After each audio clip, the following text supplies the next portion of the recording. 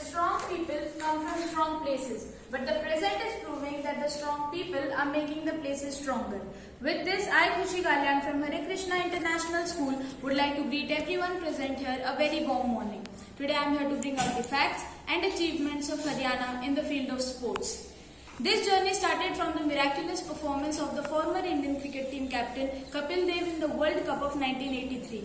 He is still counted as one of the best all-rounders of the nation till date.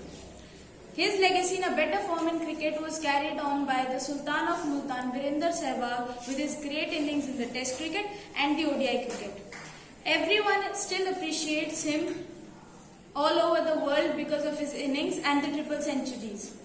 Next, we have Saina Nehwal, who has won a bronze medal in the Olympics of London held in 2012. She has won 24 international titles in badminton. Next, when someone is talking about Haryana, two sports which strike everyone's mind are wrestling and kabaddi. We are ruling both these sports. In wrestling, we have people like Manjeet Chillar, Nitin Tomar, Pardeep Narwal, Sandeep Narwal, and many other raiders, defenders, and all-rounders. In kabaddi, we have won every World Cup with a success rate of 100% because of many players who are very efficient and skillful. Now, when I'm talking about the sports, we should talk about the man who brought back the glory to the nation by winning a gold in the Olympics of 2020 held in Tokyo, Neeraj Chopra.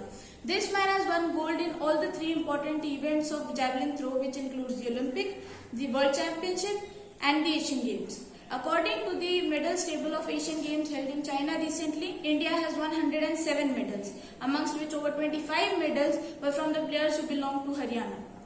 Now, let us come to the reason behind this. It happens not because of their personal respect, but because of the glory and respect of their country all over the world. It is their immense love for the nation which makes them work harder and harder every single time so that they can contribute in the betterment of nation.